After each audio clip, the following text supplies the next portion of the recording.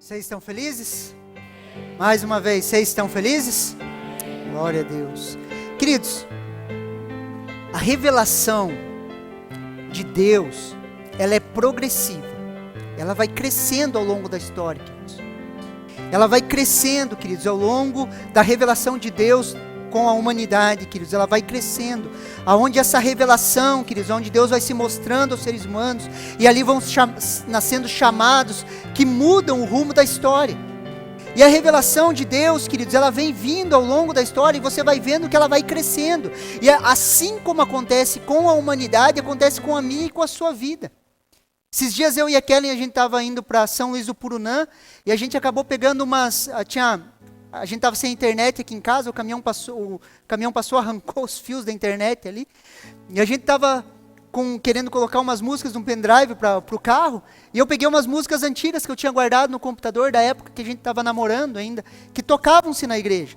E a gente colocou ali, começou a escutar, e a Kellen falou, nossa, há quase 10 anos atrás a gente escutava essas músicas, olhava, a gente pensava, nossa, a gente está no ápice da revelação, nós sabemos muita coisa de Deus, e não sei o quê, e pensando, né, da maneira que nós pensávamos na época. 10 anos se passaram, queridos, a gente olha, nossa, a gente não sabia nada, e achava que sabia muita coisa. Por quê? Porque Deus vai se revelando, vai se revelando, vai se revelando, e a revelação, ela é progressiva, nós vamos crescendo na revelação, sim ou não?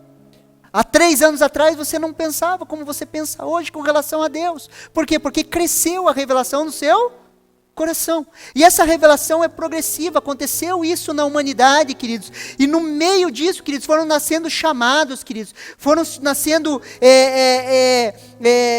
desígnios proféticos que Deus foi entregando às pessoas, queridos. E o rumo da humanidade foi sendo transformado. E a história foi sendo modelada pelas mãos de Deus.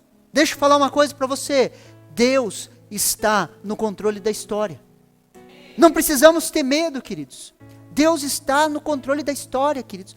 Cada coisa, nada escapa da soberania de Deus. Haverão rumores de guerra. E haverão muitas guerras. Não tenham medo. Deus está moldando a história. Ele já sabe o final, queridos. Billy Graham falava assim, eu já li a Bíblia inteira até o final em Apocalipse. Fique tranquilo, tudo acaba bem. Olha o que Gênesis capítulo 12, versículo do 1 ao 4 nos fala.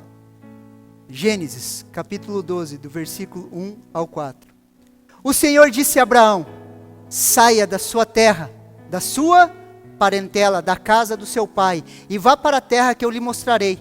Farei de você uma grande nação, e abençoarei e engrandecerei o seu nome. Seja uma bênção.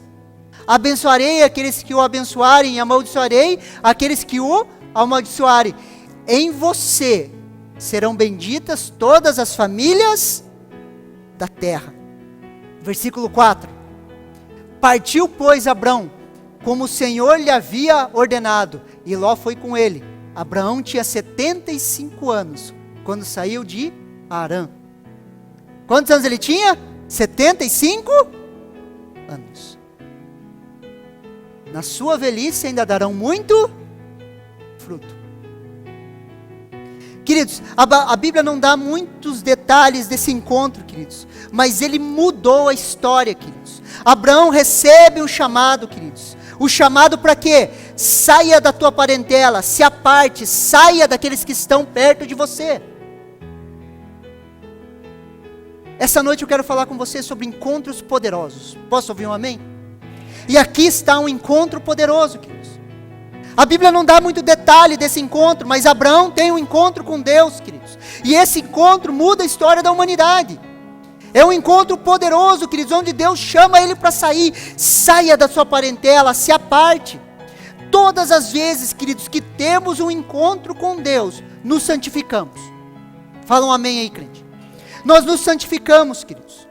O que significa santificação, pastor? A palavra santificação, queridos, na sua essência significa separação. Separado, se aparte, saia da tua parentela, se aparte, se separe para Deus. É isso que significa santidade, queridos. Encontros com Deus nos levam a uma separação, queridos. A desenvolver uma vida de santidade. Queridos, é impossível ter um encontro com Deus e não ser transformado. Fala um amém aí. É impossível, queridos. Não estamos falando aqui de uma perfeição, não estamos falando de uma transformação sem processos, mas o nascimento de um desejo pela separação. Sempre quando temos um encontro poderoso com Deus, queridos, nasce um desejo. Qual o desejo? De agradar a Deus, um desejo de se separar, não fazer aquilo que todo mundo está fazendo. É um desejo que acende em nós, queridos. Por isso que Abraão tem um encontro com Deus, Deus fala a primeira coisa para ele: sai daí, rapaz, se separa, se separa. Todas as vezes que recebemos, queridos, um chamado, nós recebemos uma promessa. Abraão não recebeu um chamado? Sai da sua terra, da sua parentela, vai para onde que eu vou te mostrar ainda. Sai andando aí que eu vou te mostrando. E nisso, queridos, Deus dá promessas para ele. Olha o que Gênesis capítulo 12, versículo 2 ao 3 nos fala.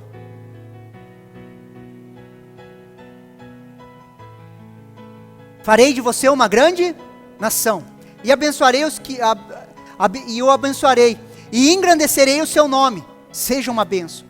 Abençoarei aqueles que o abençoarem, e amaldiçoarei aqueles que o amaldiçoar.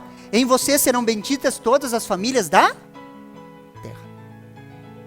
Todas as vezes que temos um encontro com Deus, queridos, somos transformados e recebemos uma promessa. Toda vez que nós temos um encontro poderoso com Deus, queridos, algo em nós é transformado e nós já recebemos automaticamente uma promessa. Homens e mulheres, queridos, que tiveram um encontro com Deus, foram transformados e Deus falou: eu vou transformar a sua família. Eu vou transformar o seu casamento. Eu vou transformar o seu marido, a sua mulher. E Deus vai falando, vai dando promessas. Sim ou não? Ao longo dos anos nós vamos vendo isso. E qual que foi a promessa para Abraão? Um povo, a sua bênção, que Deus engrandeceria o seu nome, que Deus traria a ele proteção e principalmente que a bênção de Deus em Abraão abençoaria todas as famílias da terra. Todas as famílias da terra. Queridos, hoje eu e você somos abençoados em Abraão. Hoje eu e você somos abençoados em Abraão. Olha o que Romanos, capítulo 11, versículo 17 ao 18 nos fala. Romanos 11, do 17 ao 18. Um dos capítulos que eu mais gosto na Bíblia, queridos, é Romanos capítulo 11. Gosto de explicar ele, gosto de estudar ele. É um dos capítulos assim que me encantam, assim. E olha o que Romanos 11, do 17 ao 18 nos fala. Se porém algum dos ramos foram quebrados, e vocês, sendo oliveira brava, vocês quem? Nós, gentios, aqueles que não eram israelitas, vocês que são oliveira bravas, foi enxertado no meio deles, e se tornaram participantes da raiz e da seiva da oliveira. Não se glorie contra os ramos, mas se você se gloriar, lembre-se que não é você que sustenta a raiz, mas é a raiz que sustenta você. O apóstolo Paulo está falando que existia a raiz da oliveira, que era na fé de Abraão que nasce, queridos. Essa raiz, essa separação desse povo. E esse povo, por não obedecer o chamado de Deus, eles foram cortados, queridos. E nós, como oliveira braba, nós, como igreja, fomos enxertados nessa fé de Abraão. E ele está falando assim, não se gloriem contra eles. Então não fale mal do povo de Israel, queridos. Cuidado para as notícias não te enganarem. Queridos, Israel para a mídia é vilã, queridos. Só que o que a palavra de Deus está falando? Você que foi enxertado na raiz de Abraão, não se glorie quanto os ramos que foram cortados. Lembre-se que é dessa seiva que você está bebendo, da fé de Abraão que eu e você bebemos hoje, da fé de Abraão que eu e você participamos hoje. Posso ouvir um amém? É disso, nós fomos enxertados nessa fé, queridos. Quando Abraão responde, queridos, esse chamado de Deus, quando ele sai da sua parentela, quando ele se santifica, queridos, quando ele sai do meio do seu povo, queridos, que ele começa a andar atrás de uma promessa, queridos, ele está abençoando as nossas vidas. E nós fomos enxertados na fé de Abraão, o pai da fé. Posso ouvir um amém? Todo chamado de Deus, queridos, todo encontro poderoso com Deus, abençoa pessoas. Graças a Deus por Abraão ter respondido sim para Deus. Hoje eu e você somos partes dessa promessa.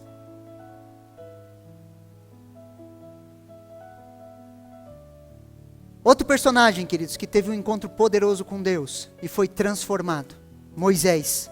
Olha o que Êxodo, capítulo 3, do versículo 1 ao 7 nos fala.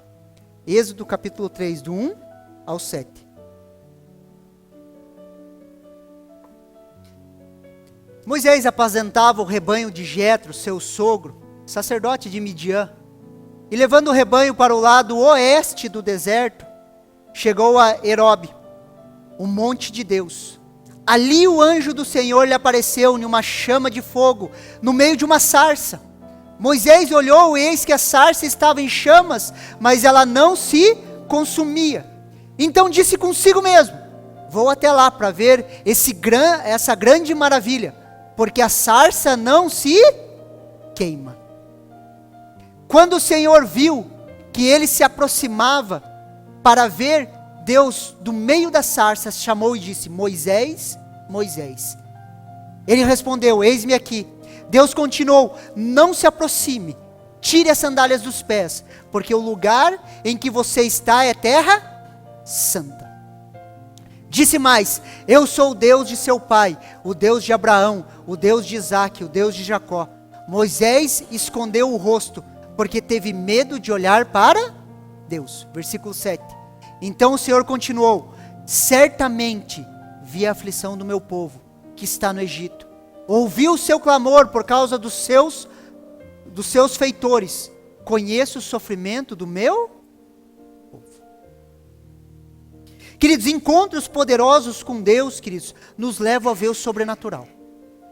Presta atenção aqui em mim. Encontros poderosos com Deus nos levam a ver o sobrenatural.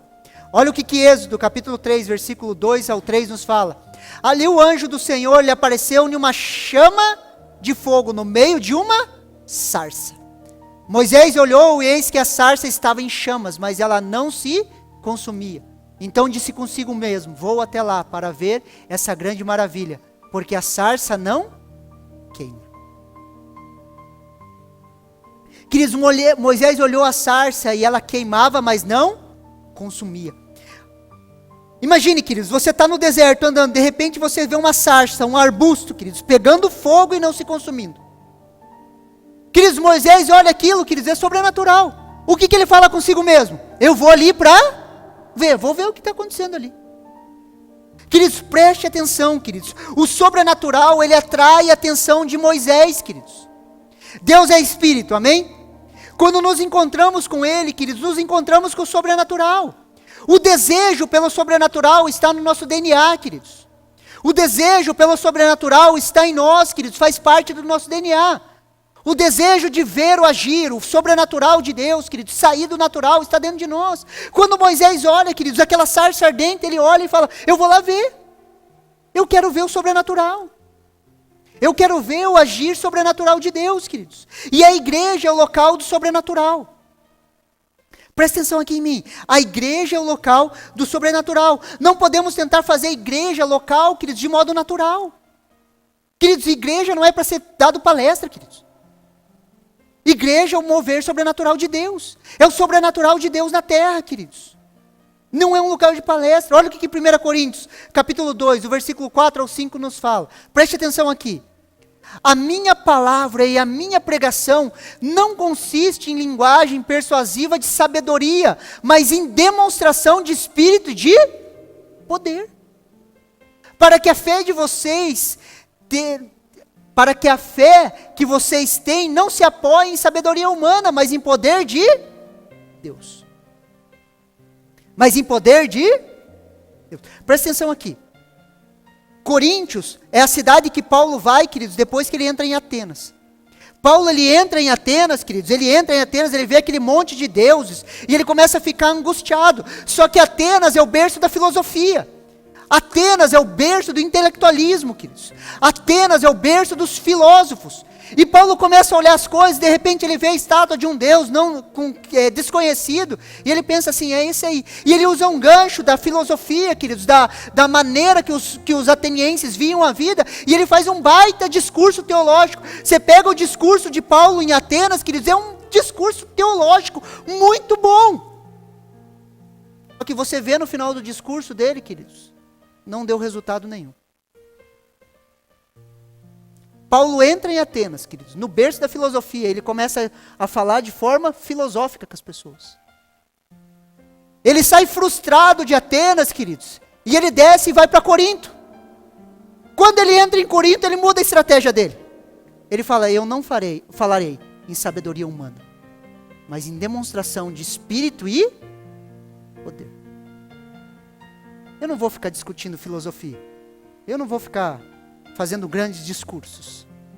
Eu vou impor a mão no povo e o reteté vai acontecer. E ele falou, Deus vai agir, o Espírito de Deus vai tocar pessoas. Por isso que ele fala assim, a minha palavra e a minha pregação não consistiram de linguagem persuasiva, de sabedoria, mas em demonstração de Espírito e de poder. Na igreja, queridos, nós precisamos de demonstração de Espírito e poder. Do agir, do favor do Senhor, queridos. Pastor, mas se as pessoas caírem no chão, vão ficar escandalizados, queridos. Não, absolutamente não. A igreja é o lugar do sobrenatural. Fala um amém aí. Ah, pastor, mas daí a igreja começa a ter uns mover, tem umas coisas meio diferentes, pastor. Daí vai assustar o povo. Não, queridos. Deixa acontecer. Deixa o agir de Deus acontecer, querido. Deixa as curas acontecerem. Deixa o sobrenatural de Deus agir, querido. Quando Moisés viu a sarça ardente, o que ele fez, queridos? Vou até lá para ver o que é essa maravilha. Não tenha medo do sobrenatural.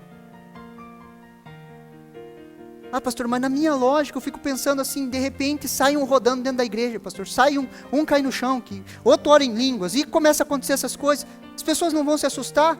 Não, queridos, elas vão falar assim, vou lá para ver o que está acontecendo, se é isso aí mesmo. Consegue me entender? Por quê? Porque o sobrenatural nos atrai, queridos. Atrai. Pessoas sendo curadas, queridos, os dons espirituais fluindo, isso atrai. Atrai a nossa atenção, sim ou não? Olha o que 1 Coríntios, capítulo 14, versículo 24 e 25 nos fala, presta atenção aqui. Porém, se todos profetizarem, e entrar ali um não crente ou não instruído, ele será convencido por todos, e julgado por todos. O segredo que ele tem no coração se tornarão manifestos. E assim, prostrando-se com o rosto em terra, adorará a Deus, testemunhando que Deus está de fato no meio de vocês. O que Paulo está falando, queridos? Se entra ali um não crente, queridos, um indulto, um não instruído, ele entra para dentro, e você libera uma palavra profética para ele, fala assim, essa semana aconteceu isso com você, Deus está querendo falar isso. Aquela pessoa vai falar o quê? Vai discutir como? Ela vai se dobrar e falar, Deus está no meio de vocês. Uma vez, queridos, eu estava trabalhando em uma academia em Curitiba, e a gente tinha uma mesa, que era a mesa onde que a gente montava os treinos, e eu estava montando um treino assim. Não estava pensando em nada de Deus, queridos, estava ali montando o treino, pensando como encaixar o treino da pessoa e montando o treino. E veio uma professora e parou na minha frente, e ela falou assim, estava falando de um dos alunos, eu falei, o negócio o problema dele é que ele é um pouco carente, né? Então a gente precisa dar um pouquinho de atenção, fazer assim, assim, assim. Mas ele é gente boa, é que ele é um pouquinho carente, por isso que ele dá essas vaciladas. Daí a professora olhou para mim assim, como que você entende tanto de gente assim? Eu falei, não, eu sempre trabalhei com jovens na igreja, sempre trabalhei na igreja. Daí ela falou assim, e o que você fala de mim? Eu falei assim, eita. Continuei escrevendo meu treino, fiz que não ouvi. Daí ela parou de novo assim e falou assim, o que você fala de mim? Eu falei, Jesus, me dá uma palavra para ela. Pensei só assim. E daí na terceira vez ela falou, fala, o que você fala de mim? Eu olhei para ela assim, eu falei, você colocou o teu coração na mão de pessoas. E você está extremamente machucada. Porque você entregou o seu coração para pessoas. Aquela menina estralou o olho, começou a chorar, falou, correu para dentro do banheiro da academia e ficou lá dentro. Era uma palavra de conhecimento, queridos, bem simples.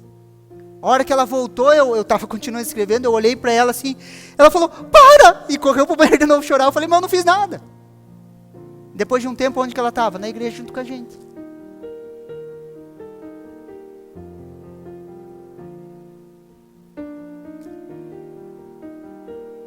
Nós temos uma escola de ativação profética, que é a nossa escola de profetas. O que nós fazemos na escola, queridos? Ativar as pessoas profeticamente, para simplesmente fluir no dom e tocar pessoas. Queridos, a gente não consegue convencer pessoas de intelecto para intelecto, queridos. A gente não consegue. Eu ia para o Lago da Ordem, queridos, uma vez eu estava lá no Lago da Ordem evangelizando. E, queridos, o Lago da Ordem é um lugar de boemia, queridos, em Curitiba. Onde intelectuais, filósofos, eles estão tudo lá, queridos. Tudo lá, é boemia de Curitiba, tá lá. Pessoas muito inteligentes, queridos. Às vezes a gente conversando e a gente debatendo com os caras lá. Os caras são historiadores, são filósofos, professores de universidade. E a gente debatendo com os caras lá. Queridos, tinha hora que eu tinha que apelar. Eu falava assim, beleza, você é mais inteligente do que eu, mas posso orar por você? Eu falei, deixa eu pôr a mão em você. Que daí o Espírito Santo tocava, queridos, vinha poder. Uma vez o cara se dizia traficante, ele parou assim na minha frente, ele falou, quem permitiu que vocês estivessem aqui? Eu falei, mas por quê? Precisa de permissão? Ele falou, você sabe quem você está falando? Ele era do tamanho do Rodrigo, assim. Ele falou, você sabe o que você está falando? Queridos, eu peguei assim, eu falei, e você sabe o que você está falando? Ele falou, o que foi? Eu peguei e dei um tapa no peito dele, assim, ó. A unção de Deus bateu naquele cara, ele foi para trás, desarmou, ele falou, o que você tem na mão? Eu falei, o que eu tenho é a unção de Deus. Comecei a ministrar o cara. Dei-lhe um tapa no peito dele. Ele falou, você sabe que eu podia ter pagado você agora? Eu falei, não importa, cara. Daí o cara balançou. Continuei falando com ele até ele me permitir orar por ele. Agora tente discutir evangelho intelectualmente com as pessoas, você não convence ninguém. Nós precisamos dos dons, queridos, nós precisamos do sobrenatural. Nós precisamos termos encontros sobrenaturais com Deus para que a gente proporcione isso na vida das pessoas. Você consegue me entender? Não tenha medo do sobrenatural, queridos. Não tenha medo do sobrenatural nos cultos, queridos. Os dons espirituais são o sobrenatural de Deus agindo por meio da igreja, queridos. Muitas vezes nós humanizamos a igreja. Presta atenção aqui. Muitas vezes nós humanizamos a igreja. Nós tornamos a igreja humana, queridos. E daí a gente acha que a gente tem que agradar as pessoas, que a gente tem que fazer do jeito que as pessoas gostam. Queridos, a gente não tem que fazer isso, queridos. A igreja não é humana, queridos. A igreja é sobrenatural. O ser humano não está no centro, Deus está no centro, queridos. E Deus no centro incomoda as nossas vidas, incomoda a vida do pastor, incomoda a sua vida. Fala um amém aí. E nós não podemos tornar isso, queridos. Tentamos fazer a igreja com as nossas próprias forças. Por isso que precisamos de encontros poderosos com Deus. Queridos, nos nossos cultos, nós precisamos de encontros poderosos com a unção de Deus, com o mover de Deus, com o poder de Deus, queridos, para nós sermos transformados. Se eu ficar aqui palestrando para vocês, queridos, falando, nada vai acontecer. Vai parecer um velório. E você vai ficar olhando no relógio. Quando será que acaba para mim ir embora de uma vez? Já bati o ponto. Já tenho o meu desencargo de consciência. Já cumpri meu rito religioso da semana. Agora eu vou para minha casa fazer aquilo que eu sempre fiz. Pecar contra Deus.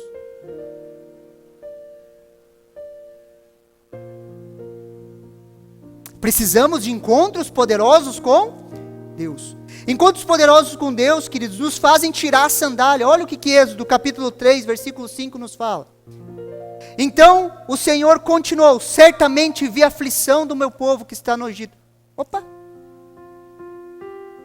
Eu pulei esse versículo, mas versículo 5, Êxodo 3, 5. Pode deixar aí, daí, 3,5 fala assim, Deus continuou, não se aproxime, tire as sandálias dos pés, porque o lugar que você está é terra santa. Presta atenção aqui, queridos. Precisamos tirar a sandália dos pés e cravar os nossos pés na santidade de Deus. Queridos, encontros poderosos com Deus, queridos, nos faz cravar os nossos pés, queridos, em terra santa. Cravar os nossos pés na santidade de Deus. Colocar os nossos pés na terra santa, queridos. Organizar o nosso caminhar. Sandália, queridos, fala de fundamento, queridos. Nós arrancamos aquilo que nós andávamos e cravamos o nosso pé em terra santa, queridos. O nosso andar é santo, o nosso falar é santo. Fala amém aí, crente. Quando nós temos um encontro poderoso com Deus, Deus vai falar: tira isso aí, crava os seus pés na minha santidade, viva na minha santidade. Encontros poderosos com Deus, queridos, nos levam a ser resposta para um povo. Êxodo capítulo 3, versículo 7. Então o Senhor continuou: certamente vi a aflição do meu povo que está no Egito, e ouvi o seu clamor por causa dos seus feitores. Conheço o sofrimento do meu povo. Queridos, o encontro de Moisés com o sobrenatural resultou em um chamado, queridos, um chamado que ele havia tentado 40 anos antes. Queridos, estava dois israelitas, queridos, ali discutindo. Moisés tenta se enfiar no meio. Depois um egípcio está maltratando um israelita. O que Moisés faz? Vai e mata o egípcio. 40 anos antes, queridos. Agora ele tem um encontro poderoso com a sarça ardente, um encontro poderoso com Deus. Deus fala: arranca suas sandálias dos pés, crava o teu pé nessa terra santa. E Deus começa a falar para ele: eu tenho ouvido o clamor do meu povo. Agora você, Moisés, vai se levantar e vai salvar aquele povo. Eu vou te usar você de instrumento para salvar aquele povo. Agora imagine, queridos, 40 anos, queridos, frustrado com o chamado. 40 anos, queridos, fazendo aquilo que Deus não chamou ele para fazer. 40 anos cuidando de ovelhas, do sogro, trabalhando para o sogro, misericórdia. Você consegue me entender? 40 anos, queridos, dia após dia, lembrando daquilo que ele fez. Ciclo de frustração, dia a dia. Você já fez ou trabalhou em algo que você não gosta? Sim ou não? Sim? Agora imagine 40 anos. 40 anos, queridos. Moisés teve que enfrentar a frustração do seu passado. E eu quero falar uma coisa para vocês aqui. Antes de sermos resposta, queridos, nós precisamos encontrar algumas respostas. E existem pessoas aqui dentro que precisam encontrar respostas. Pastor, a gente já fez e não deu certo. Nós já tentamos e não conseguimos. Era isso que passava na cabeça de Moisés. Tanto é que Deus fala: agora se levanta. O que ele fala? Eu sou gago. Eu não sei falar, tenho a língua pesada. Moisés já tinha tentado libertar aquele povo e não tinha dado certo. Muitos aqui já tentaram fazer algumas coisas e não deu certo. Estão amarrados nessa frustração. E eu quero liberar uma palavra sobre você. Hoje é dia de quebrar isso. Encontros poderosos com Deus, queridos, nos levam de volta para o propósito de Deus. Nos arrastam para esse propósito. Encontramos respostas, queridos. Deus, ele ouve a aflição do seu povo, queridos. Queridos, Deus poderia libertar aquele povo sozinho, sim ou não? Deus poderia sozinho destruir o Egito? Sim ou não? E ele fez? Não. Ele levantou Moisés. Moisés foi a resposta para a aflição daquele povo. Hoje eu e você, queridos, somos resposta para a aflição do povo lá fora. Deus pode evangelizar essa nação sozinho? Sim ou não? Ele vai fazer? Não. Ele vai usar você. Deus pode espalhar a palavra dele pela nação brasileira? Sim ou não? Sozinho, soberanamente? Sim. Mas ele vai fazer? Não. Ele decidiu usar eu e você. Ele decidiu, queridos, usar eu e você. Todo clamor na terra, queridos, será respondido por aqueles que tiverem um encontro poderoso com Deus. Todo clamor, queridos. Moisés tem esse encontro poderoso com Deus, queridos. Deus envia ele para libertar o povo da terra do Egito, queridos. Esse chamado custa tudo que Moisés tem. E o seu chamado vai custar tudo que você tem. Tudo.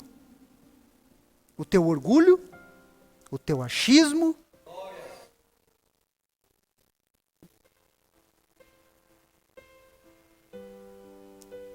tudo.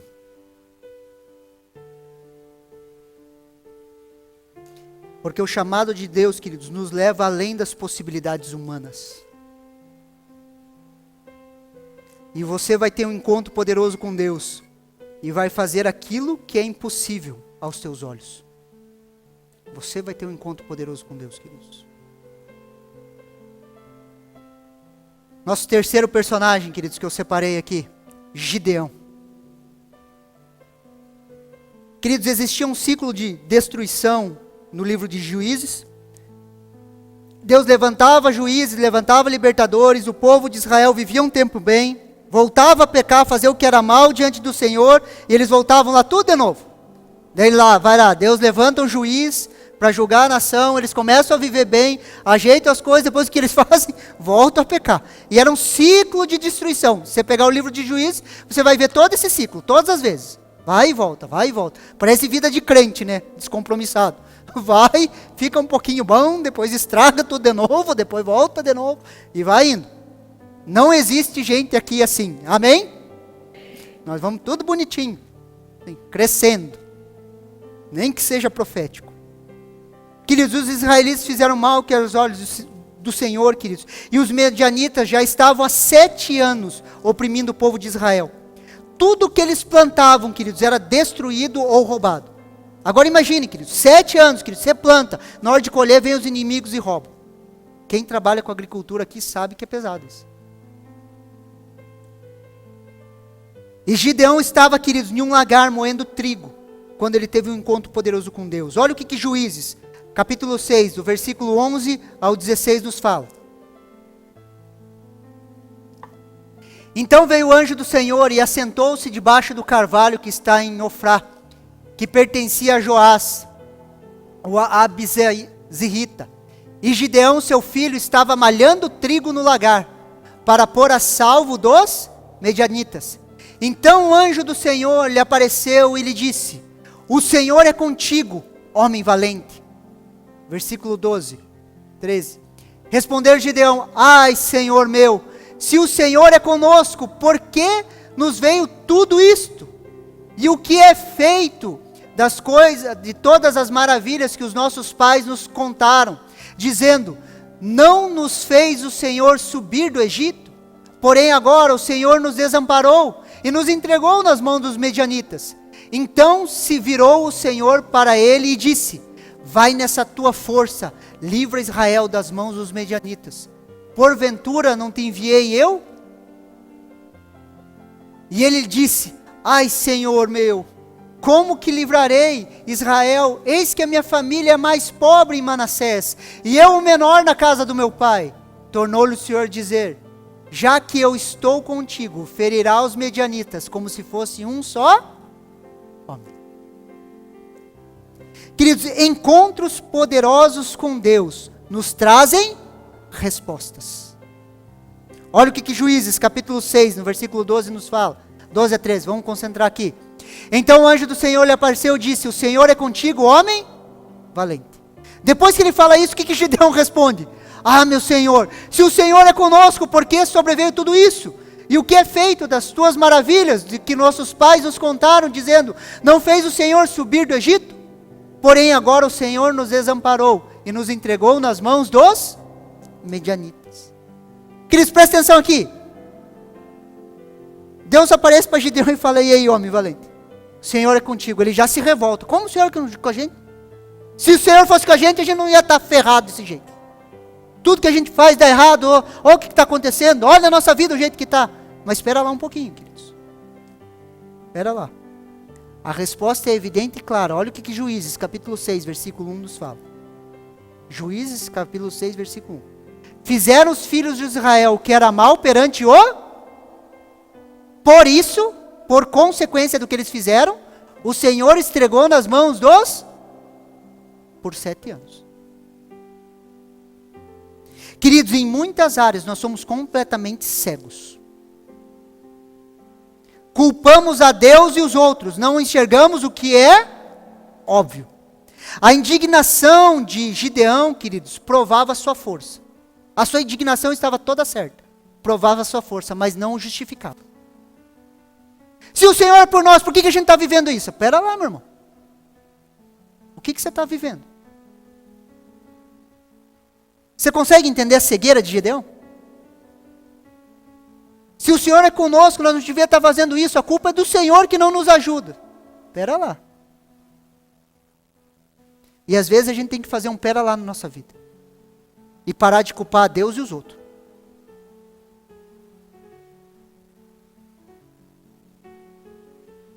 Sim ou não? Assim como Gideão, queridos, muitas vezes somos cegos, nos vitimizamos, queridos, achamos que existe uma conspiração divina para nos sacanear. Se eu estou malhando trigo aqui no lagar, me ferrando para guardar um pouco de trigo, porque os midianitas vêm na cabeça de Gideão que ele estava pensando, Deus me abandonou, a culpa é de Deus. Queridos, espera lá. Eles que fizeram o que era mal aos olhos do Senhor. Mas o que estavam vivendo, queridos, como nação, era fruto das suas escolhas, queridos. Encontros poderosos com Deus nos fazem assumir responsabilidade. Fala amém aí. Todas as vezes que vem um impacto poderoso com Deus, nós temos um encontro poderoso com Deus, queridos. A cegueira cai e a gente começa a assumir responsabilidades. Você não é vítima da circunstância. Fala amém aí. Em tudo nas nossas vidas existe um para quê. A opressão dos medianitas era para quê? Para que o povo fosse liberto, entendesse e voltasse para o caminho do Senhor. Muitas coisas que acontecem na sua vida, queridos, existe um para quê. E muitas vezes Deus está usando isso para te chamar a atenção, falando, vem, eu estou te chamando. Encontros poderosos com Deus, queridos, transformam a nossa identidade. Olha o que Juízes, capítulo 6, versículo 14 ao 15 nos fala. Então se virou o Senhor para ele e disse, vai na tua força e livra Israel das mãos dos medianitas, porventura não te enviei eu? E ele lhe disse, ai meu Senhor, como eu que livrarei Israel? Eis que a minha família é a mais pobre em Manassés, e eu o menor na casa do meu pai. Queridos, a palavra identidade significa o ser que se repete. Aquilo que nós repetimos para nós mesmos. Quantas vezes Gideão ficou se comparando com os outros? Falando, eu sou o menor, eu sou o menor, eu sou o menor, eu sou o menor, eu sou o menor. Formamos a nossa identidade, queridos, repetindo verdades e mentiras para nós mesmos. Queridos, você forma a sua identidade falando verdades ou mentiras para você mesmo. Quantas vezes Gideão ficou falando para ele mesmo, eu sou o menor, eu sou o menor, eu sou o menor, eu sou o menor. E ele se via como o menor. Você sabia que você é a pessoa que mais fala com você mesmo? Sim ou não? Já percebeu? A grande questão é o que você fala para você mesmo. Ah, eu não presto, eu não posso, eu não consigo. Eu sou o menor na casa do meu pai.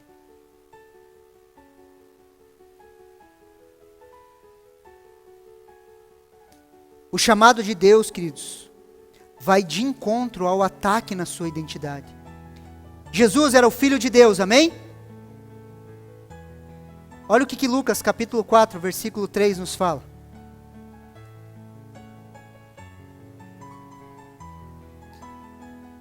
Disse-lhe então o diabo, se és o Filho de Deus, manda que essa pedra se transforme em pão. Um pouquinho antes, querido, Jesus tinha sido batizado. Quando ele é batizado, vem uma voz do céu e diz o quê? Este é o meu filho amado, em quem eu tenho o meu prazer.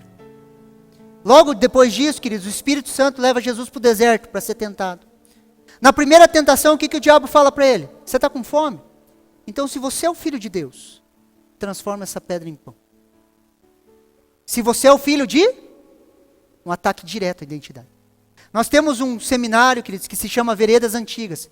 E pela graça de Deus, nós vamos conseguir trazer para cá. Esse seminário Veredas Antigas, queridos, ele trata sobre identidade, e você sai com uma identidade nova. A minha identidade, queridos, é transformado e herói. É a maneira que Deus me vê. E a palavra transformado sempre me confrontou, queridos. Porque na minha cabeça eu sempre pensei, você nunca mudou. E o diabo sempre me atacava, você nunca mudou, você sempre é o mesmo. Porque ele sempre vai atacar a nossa identidade. A maneira que Deus nos vê. Deus via Gideão como um valente, ele se olhava como um covarde.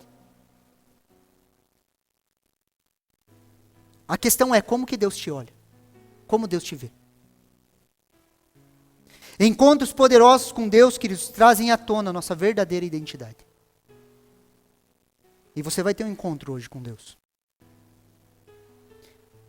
Último personagem, queridos, para você não dormir. Paulo. Olha o que Atos capítulo 9, do versículo 1 ao 5 nos fala.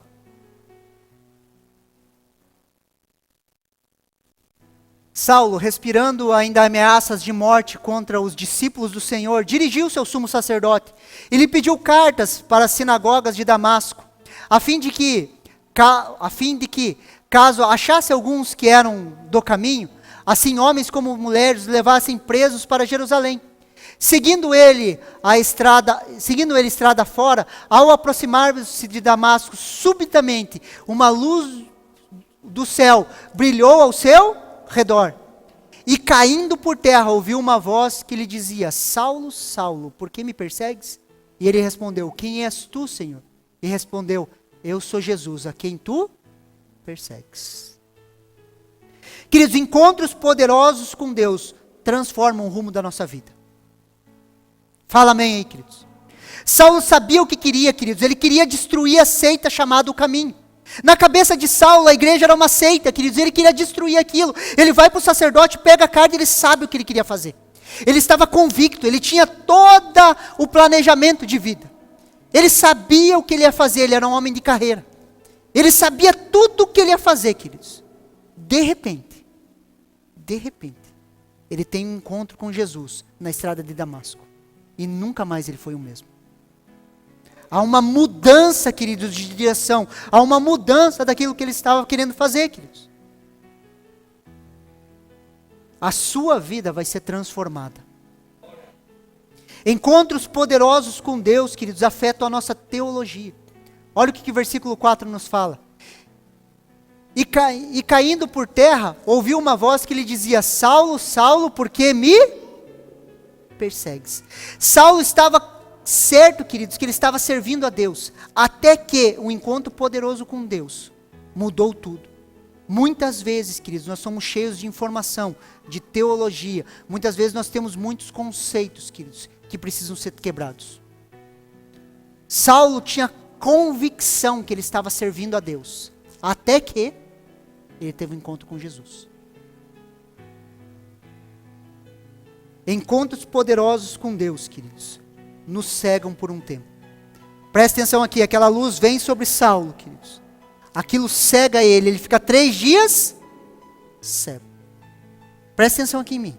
Encontros poderosos com Deus, queridos, eles nos cegam para os outros.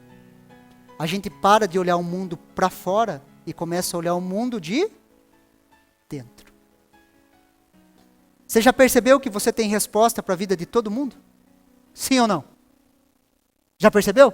Alguém está te apresentando um projeto, falando: nossa, eu vou fazer isso. Você fica olhando: ah, mas por que você não faz assim, assim, assim? Você tem essa mania?